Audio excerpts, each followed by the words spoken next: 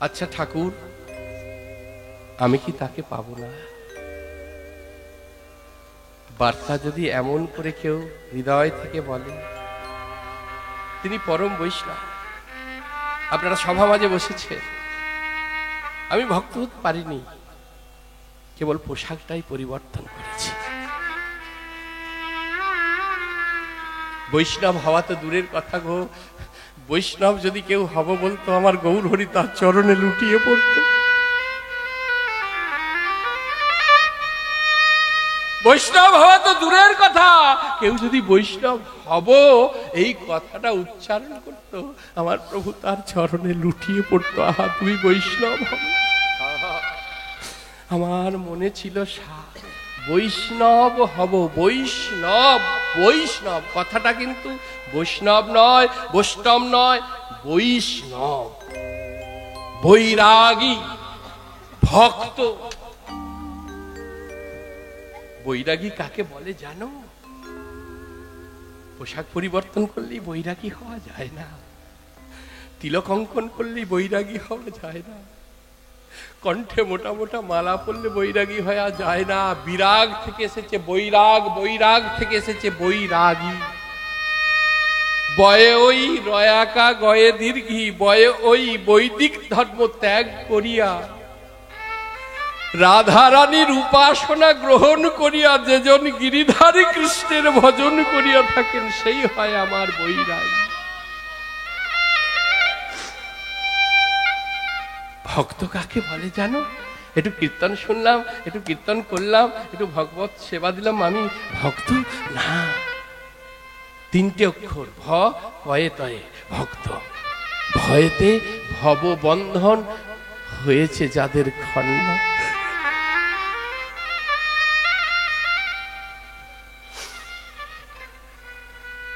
যাদের ভববন্ধন খণ্ডন হয়ে গেছে, কুম্ভে যারা গিয়েছে, যারা যাবে দেখবে, ভববন্ধন বলে তাদের কিছু নেই। কয়েতে কলঙ্ক মান লজ্জা দিয়ে বিসর্জন। তাহলে ভয়েতে ভববন্ধন খণ্ডন, কয়েতে কলঙ্ক মান লজ্জা দিয়ে বিসর্জন। ভক্তের আবার মান কি, লজ্জা কি,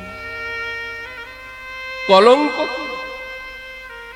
যাও গিয়ে দেখো, বহির্বাস তো দূরের কথা, অন্তর্বাসটাও ভগবত চরণে দিয়ে দিয়েছে।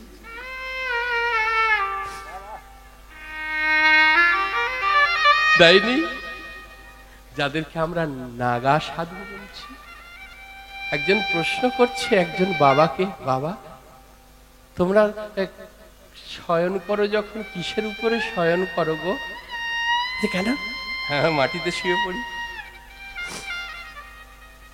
মায়ের কোলের থেকে সুখ কি আর কোথাও আছে গো? মায়ের অঙ্গগন্ধ, মায়ের স্পর্শ, তার থেকে বড় কিছু হয়? আমার ধৈর্যী মা আমাদের জন্য কোল পেতে রেখেছে, আমরা মায়ের কোলে শুয়ে ঘুমাই। বাহ! তো যখন ঠান্ডা লাগে কি করো? বলছে কেন? যখন ঠান্ডা লাগে ছাই ভস্য মেখে নি। এ আমরা ভাবতেই পারবো না, আমরা ভাবতেই পারবো না। আর সেবা হলো হলো, না হলো না হলো, যখন যা পাই ভাবা হলো। কয়েতে কলঙ্ক মান লজ্জা দিয়ে বিসর্জন, তয়েতে তন্ময় সদা হরি গুণগানে। তারা সদা সর্বদা দেখো হর হর মহাদেব, হর হর মহাদেব, হর হর মহাদেব। কি গো, তবে তো ভক্ত।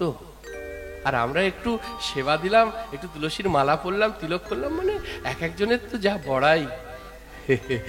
বলল শোনো, ভজন গভীর অরণ্যে, নচেত ঘরের কোণে, আর নচেত মনে মনে লোক দেখিয়ে কিছু হয় না। নিতাই গৌর হরি।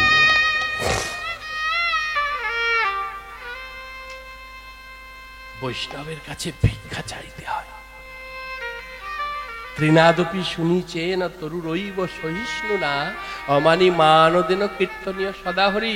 চৈতন্য চরিতামৃতের এই এই শ্লোক খানি যদি কেউ অন্তর্নিহিত করে দেখে, বলছে ঘাসের মতো নত হতে বলছে। বলো ঘাসকে নত হতে দেখেছো?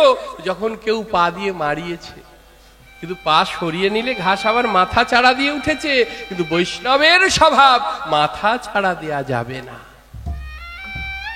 তৃণ হইতে নত হইয়া সদা লবে না, বলছে ঘাসের থেকে নত, অর্থাৎ মাটির মতো স্বভাবও নিতে হবে। কতজন কাটছে, পোড়াচ্ছে, মলমূত্র ত্যাগ করছে, কিন্তু মাটি কোনো প্রতিবাদ করে না। গাছের মতো সহিষ্ণুতা দরকার। ডাল ভেঙে দিচ্ছে, পাতা ছিঁড়ছে, ছাল ছাড়িয়ে নিচ্ছে, গাছ কোনো প্রতিবাদ করে না। বৈষ্ণবের আবার অভিমান, রাগ কেমন জানো?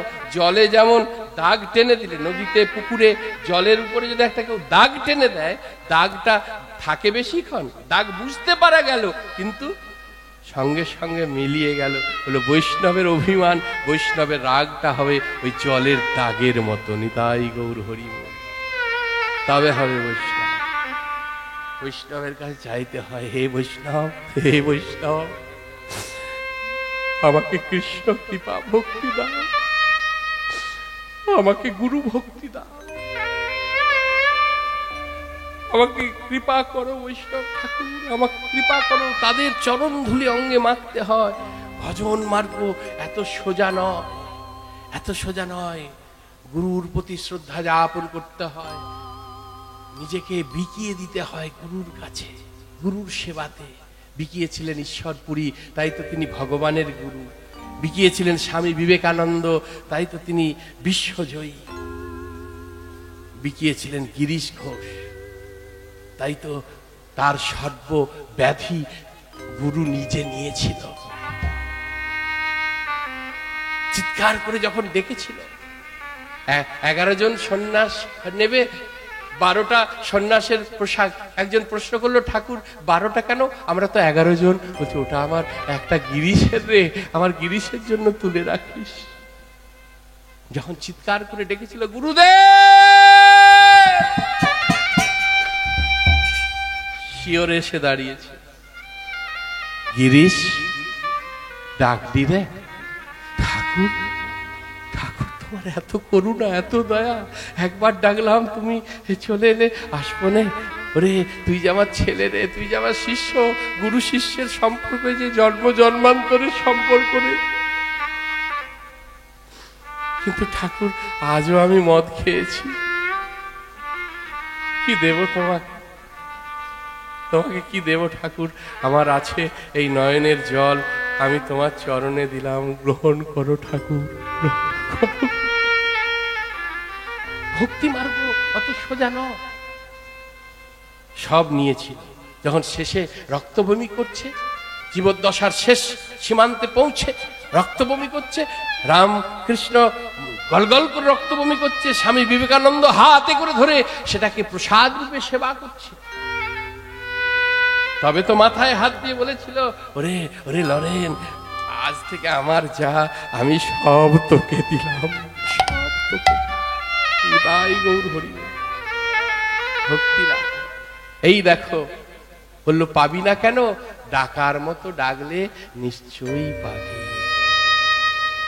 আর যদি না ডাকতে পারিস, ওই প্রভু নিজেই বলেছে, যদি ডাকতে পারিস আমি কাঠ থেকেই বেরোবো, যদি ডাকতে পারিস আমি পাথর থেকেই বেরিয়ে আসবো, যদি ডাকতে পারিস আমি মাটি থেকেই বেরোবো, আর না হলে পাষাণ হয়ে, তোরা যে পাষাণ বলিস, রয়ে যাব, কব না আর কথা। একটু উলুধ্বনি করো তো মায়েরা, নিতাই গৌর হরি বল। হয়ে রয়ে যাব, কব না আর কথা। পাষাণ হয়ে রয়ে যাব, কব না আর কথা।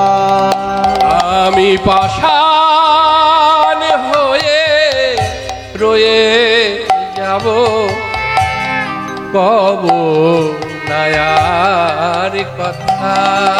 আমি পাষাণ হয়ে রয়ে যাব, কব না আর কথা। বুঝবে না কেউ কি যে আমার অন্তরেতে ব্যথা। বুঝবে না কেউ কি যে আমার অন্তরেতে ব্যথা। বুঝবে না কেউ কি যে আমার অন্তরেতে ব্যথা। উলুধ্বনি শান হয়ে রয়ে যাব কব নয়ার কথা। শান হয়ে রয়ে যাব কব নয়ার কথা। যে ছেলেটা পালকি করে ঘরে ফিরতো, আজ সে পালকি চাপছে না, হেঁটে হেঁটেই যাচ্ছে। পালকি বাগরা বলছে, খোকা বাবু, খোকা বাবু, এবার আমাদের চাকরি যাবে। আরে আমরা এখানে, কারো কথা শুনছে না। যে ছেলেটা সোনার পালঙ্কে শয়ন করত, আমাদের যেমন কোল বালিশ ছাড়া ঘুম হয় না, গদি ছাড়া ঘুম হয় না, বলো ভক্ত জীবনে কিচ্ছু সাধন দরকার। এই যে ব্রত করে, একাদশী করছো, কেউ করছে জন্মাষ্টমী, রামনবমী, শিব চতুর্দশী ব্রত আসছে সামনে, তারপরে আপনার দুর্গাপূজার অষ্টমী তিথি, যে যা ব্রত করছে, বলো ব্রতের আগের দিন সাত্বিক আহার করতে হয়।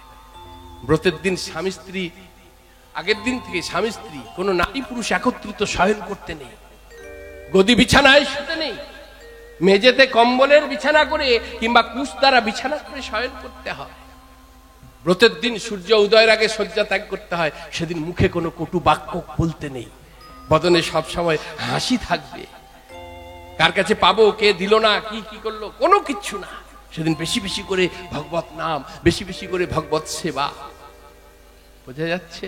12টা পর্যন্ত নির্জলা থেকে, কেননা আমরা তো পারবো না সেই সাধকদের মতন। তারপরে দেহের দেহিকে বাঁচানোর জন্য একটু ফল, একটু দুধ, একটু শাকার সেবা করো, আবার লেগে যাও তার নাম করতে। সারা নিশি জাগরণ করো, নামের মধ্যে দিয়ে জীবনকে ওই উৎসর্গ করে দাও।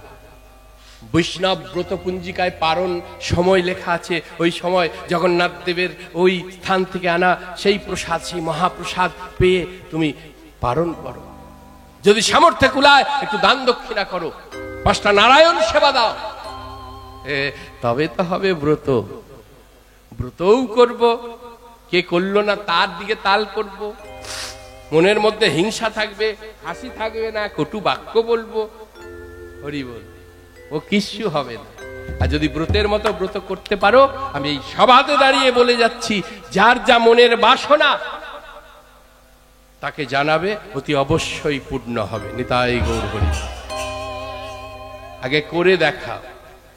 তুলসীর মালাটা পরো, বলছে মিথ্যে কথা বলতে নেই, এটা ওটা সেবা করতে নেই, আমি এখন পড়বো না। ও তুলসীর মালা পরে মিথ্যে কথা বললে পাপ হয়, এটা ওটা সেবা করলে পাপ হয়। আর তুমি না পরে যে মিথ্যে বলছো, এটা ওটা সেবা করছো, তাতে পুণ্য হচ্ছে না। বিষ বিষ, মিথ্যে মিথ্যে খাও আর সত্যি সত্যি বিষের কাজ করবে। তাই মালাটা পরো না। ওই মিথ্যে বলতে বলতে দেখবে আমার বৃন্দা দেবীর যদি কৃপা হয়, তোমার জিহ্বা আর মিথ্যে বলতে পারবে না। এটা ওটা চাইছে রসনা, ওই তুলসীর মালা কণ্ঠে নাও, দেখবে আস্তে আস্তে তার কৃপায় রসনা প্রসাদ চাইছে। নিতাই গৌর হরি। তাহলে আর কি শুনবো? হরি বল, হরে কৃষ্ণ। এই কিচ্ছা সাধন শুরু হলো, আমি কি তাকে পাবো না, আমি কি তাকে পাবো না। এই ছেলে বাড়ি থেকে পালিয়ে যেতে লাগলো, জমিদারের ছেলে, ধরে নিয়ে আয়, ধরে নিয়ে আয়। লোকজন গিয়ে ধরে নিয়ে আসছে।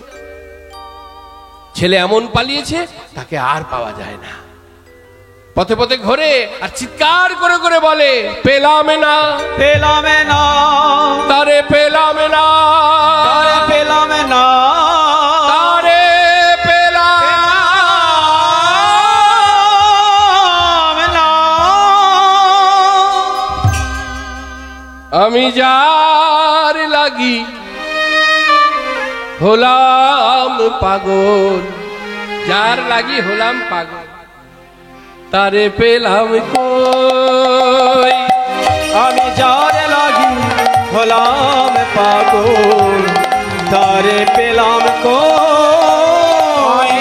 যার লাগি হলাম পাগল তারে পেলামে কই যার লাগি হলাম পাগল তারে পেলাম কই পেলাম না। পেলাম না। আস্তে।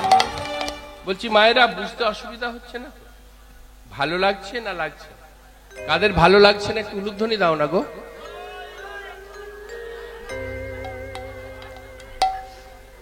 আর যাদের লাগছে একটু উলুধ্বনি দাও। বাহ বাহ বাহ। ধন্য হলাম। কতখানি যে আনন্দ পেলাম আপনাদেরকে বলে বোঝাতে পারবো অনির্বচনীয়। এই যে বললাম যে তোমাদের ভালো লাগছে, এক বাক্যে সকলে বললে লাগছে, এই যে সেবায় লাগলো, এটা আমার সব থেকে বড় পাওয়া।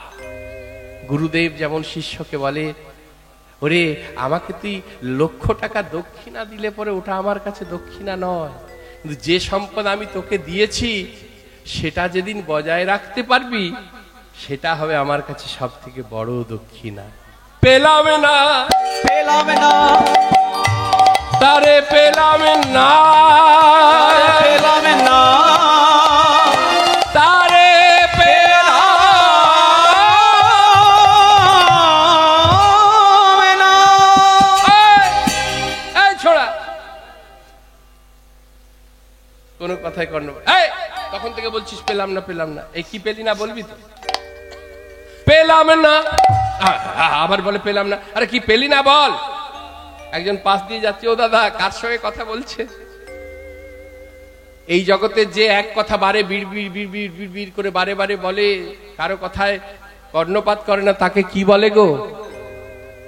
এক কথা বারে বারে বিড়বিড় করে বলে, কারো কথায় কি বলে? পাগল। রঘুনাথ করজোড়ে বলছে তোমরা ঠিকই বলেছ, তোমরা ঠিক।